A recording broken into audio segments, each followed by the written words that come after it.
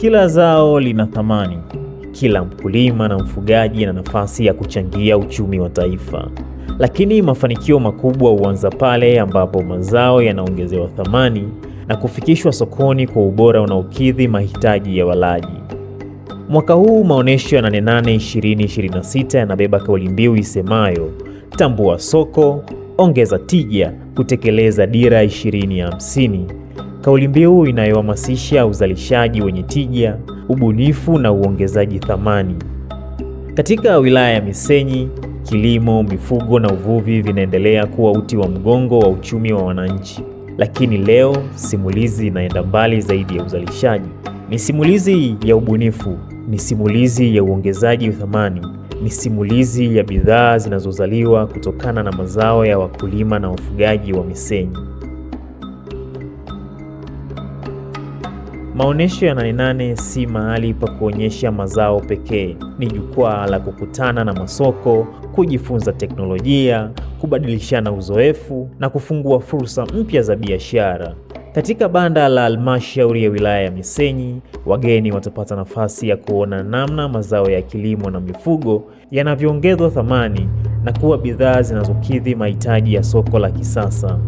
Kwa mpango wetu wa Nane Nane kwa mwaka 2026 tumelenga zaidi kuhakikisha kwamba tunabadilisha mtazamo wa wakulima, wajue kwamba kwanza wanakwenda kwenye kilimo biashara. Zamani watu walikuwa wanaulizwa wao unafanya kazi gani, anasema mimi sifanyi kazi yoyote, mimi ni mkulima. Lakini sasa hivi tunawabadilisha mtazamo, wajue kwamba kilimo ni ajira. Kwa hiyo chochote wanachokifanya wakifanya wakijua kwamba wanafanya biashara. Na kwa maana hiyo ndio tunakuja sasa kuingia kwenye dhima ya wito wetu au tuseme neno kuu la Nane Nane mwaka huu, ambao tunasema kwamba tambua soko, ongeza tija kwa lengo la kufikia dira yetu ya mwaka 2050.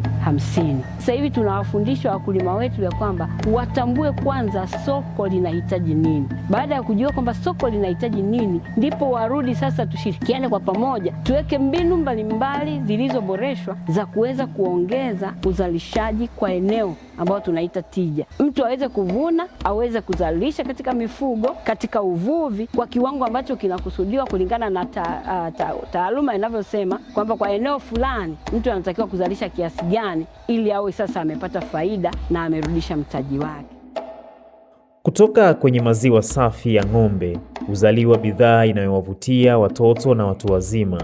Ice cream yenye ladha mbalimbali ikiwemo vanila na kahawa.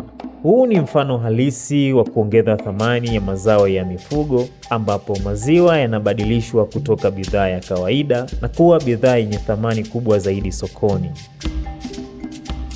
Katika usindikaji wa ice cream tunatumia kiungo kikubwa tunachokitumia ni maziwa, lakini haya maziwa tunayapata hapa Misenyi kutoka kwa wafugaji wengine na pia kutoka kwenye mashamba yetu, lakini pia tuna ladha ambazo tunaziweka katika hiyo ice cream. Ladha moja hapo ikiwa ni ladha ya strawberry, ladha nyingine ikiwa ni ladha ya vanilla. Vanilla ni kiungo, lakini tuna ki extract mpaka kupata hiyo ladha ambayo tunaitumia kwenye ice cream.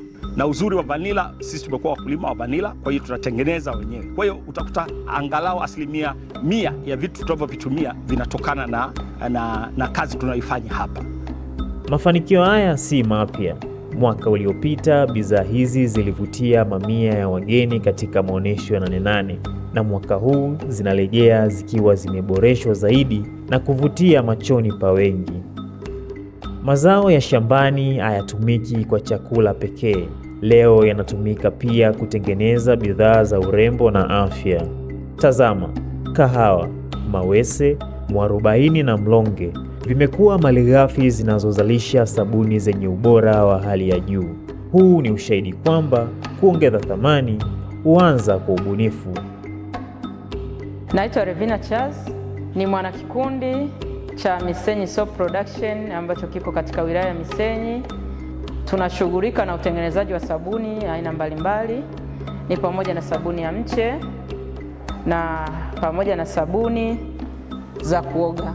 Tuna design tofauti tofauti na matoleo tofauti tofauti katika sabuni zetu, na miongoni mwa vitu tunavyovitumia au material tunavyotumia katika utengenezaji wa sabuni tunatumia mawese ambao ni zao kutoka mashambani, tunabadilisha hayo mawese alafu tunapata sabuni kwa ajili ya kufua, na pia tunatumia zao la kahawa katika kutengeneza sabuni ya kuoga, ambayo hiyo sabuni inaondoa chunusi, inatengeneza mwili na inalainisha ngozi, na ni sabuni ambayo inaweza ikatumika kwa watu rika zote. Wanakagera watarajie kuwa kwamba sisi tunaenda kuwafumbua macho, kuwaonesha kwamba mazao ya shambani sio tu kwa ajili ya chakula, lakini pia ni mazao kwa ajili ya biashara, na sio tu kwa ajili ya kile kilichokusudiwa ambacho kimezoeleka kama kahawa kwa chai, labda mawese kwa kupikia mboga na kitu kama hicho, lakini tunataka kuwaonesha kwamba pia kahawa hiyo hiyo ambao wanazalisha inaweza ikatengeneza sabuni nzuri ambayo inaweza ikamsaidia huyu mtu kuwa na mwili nadhifu na kuwa na muonekano ambao unatakikana. Tunakaribisha sana katika banda la halmashauri ya Misenyi, na sisi kama kikundi cha Misenyi Soap Production tumetambua soko, tumeongeza tija kuelekea dira ya mwaka 2050. Sekta ya mifugo nayo inaendelea kufungua fursa mpya kupitia usindikaji wa maziwa. Bidhaa mbalimbali zinazalishwa zikiwa salama, zenye ubora na zinazokidhi viwango vya soko. Hii ndio njia ya kuongeza kipato kwa wafugaji na kukuza uchumi wa Misenyi. Kampuni yetu inajihusisha na usindikaji wa maziwa ambayo inatokana mazao ya mifugo.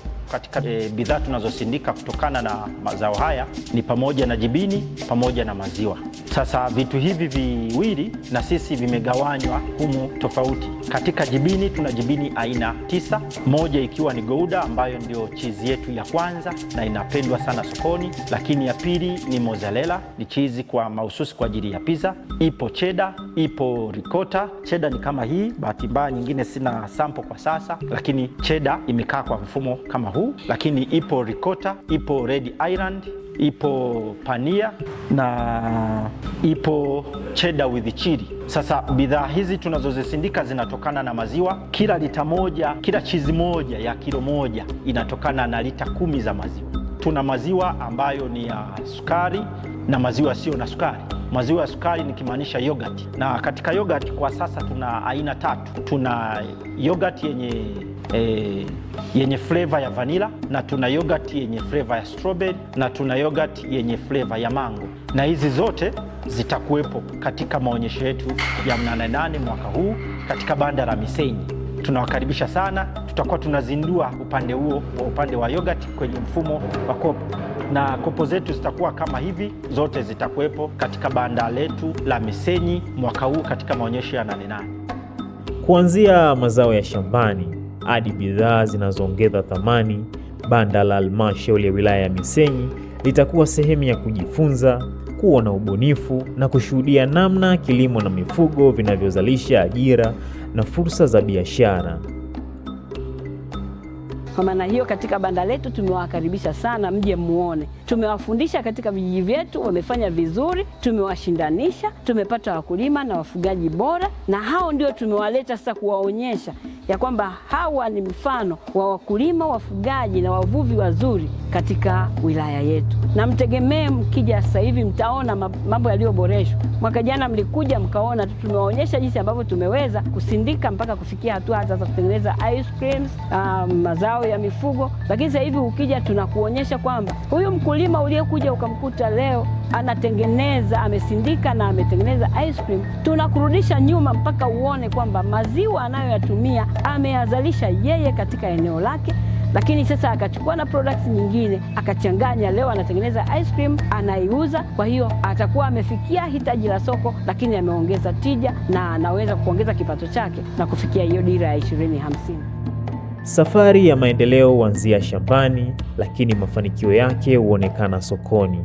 Halmashauri ya wilaya ya Misenyi inaendelea kuwawezesha wakulima, wafugaji na wajasiriamali kuongeza thamani ya mazao yao ili kujenga uchumi imara na wenye ushindani. Karibu katika banda la halmashauri ya wilaya ya Misenyi kwenye maonesho ya 88 mwaka 2026. Ujionee bidhaa mbalimbali zilizoongezwa thamani, jifunze, pata fursa na uwe sehemu ya safari ya kutekeleza dira ya taifa ya maendeleo 2050. 88 2026, tambua soko, ongeza tija, kutekeleza dira 2050.